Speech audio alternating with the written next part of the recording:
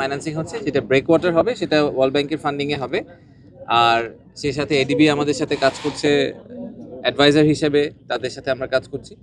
But সবচেয়ে এটা important ব্যাপার, আমরা আবারও যদি এফডিআইতে ফেরত আসি, যে এখানে যে দুটি পোর্ট অপারেটরের কথা বলা হচ্ছে, পিএসএ সিঙ্গাপুর, যারা সিঙ্গাপুরকে নিয়ে, সিঙ্গাপুরের পোর্ট ক্যাপাবিলিটি নিয়ে তো আর বলার কিছু নাই। আপনারা সবাই জানেন যে একটা ছোট্ট দেশ কীভাবে তারা কিন্তু আমাদের সাথে একই সময় স্বাধীন হয়েছে। স্বাধীন হয়ে তারা আজকে একটা কমপ্লিটলি ডিফারেন্ট লেভেলে চলে গেছে, এবং সেটা চলে যাওয়ার পিছিয়ে তাদের পোর্টের কন্ট্রিবিউশন সবচেয়ে বেশি। তারা তো একটা ট্রেডিং হাব হিসেবে পরিণত হয়েছে। সো পিএসএর খুবই ভালো এক্সপিরিয়েন্স, তারা ওই এক্সপিরিয়েন্সটা নিয়ে আসবে, আমাদের সাথে বেস্ট প্র্যাকটিসগুলো নিয়ে আসবে।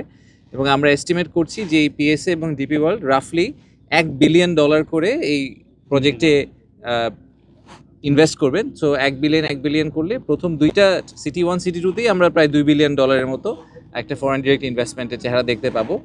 অবভিয়াসলি এটা কিন্তু ওভার টাইম হবে। সো আমরা যদি মনে করি যে 2026 সালে হঠাৎ করে $10 বিলিয়ন ইনভেস্ট, এভাবে হয় না জিনিসটা, যে একটু গ্র্যাজুয়ালি আসবে। সো ওনাদের কনস্ট্রাকশন পিরিয়ডের মধ্যে ওনারা গ্র্যাজুয়ালি ইনভেস্ট করতে থাকবে, এবং আমরা আশা করছি যে 2030-এর দিকে আমরা এই পোর্টগুলোকে চালু করতে পারবো।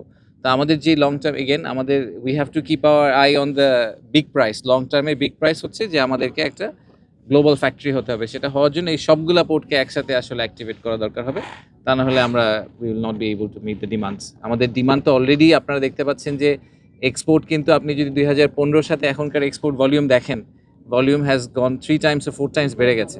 তো নিজেদের আমাদের ক্যাপটিভ ডিমান্ডই আমরা এখন কেটার করতে পারছি না, সেটা 2035 নাগাদ যে কোথায় গিয়ে ঠেকবে সেটাও আমরা জানি না। সো সেই হিসাবে আমাদের ডেফিনেটলি মনে হয় যে এই প্রজেক্টটা ইজ এ মাস্টার প্রজেক্ট। এটা আমাদের জন্য সবচেয়ে বড়, মানে চট্টগ্রাম এলাকার টার্মিনাল যে কটা প্রজেক্ট হচ্ছে তার মধ্যে এটাই সবচেয়ে বড়, সেটা আমাদের ফ্ল্যাগশিপ প্রজেক্ট। এবং এটা যখন হয়ে যাবে তখন এই এলাকার চেহারা আমরা আশা করছি কমপ্লিটলি চেঞ্জ হয়ে যাবে। বাট আমি যেই জিনিসটা একটু আগে জিজ্ঞেস করেছি, আমি বলবো যে এটা আমাদের কর্তৃপক্ষ সবারই একটু মাথায় রাখা দরকার। সেটা হচ্ছে যে 25,000 লোকের যদি কর্মসংস্থান হয়, তাদের সাথে 25,000 ফ্যামিলি, তার মানে আমরা তো ইজিলি বলছি 1 লাখ লোকের, জাস্ট মিনিমাম 1 লাখ লোকের কথা বলা হচ্ছে, যারা এডিশনাল এই চিটাগং শহর এই এলাকায় এসে থাকা শুরু করবে, এই এলাকায় কাজ করবে।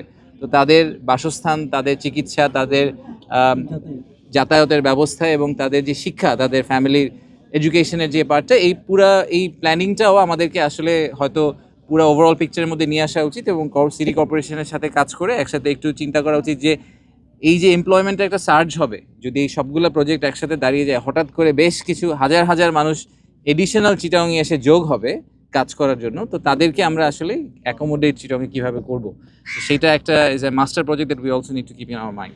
ধন্যবাদ সবাইকে। ঠিক আছে।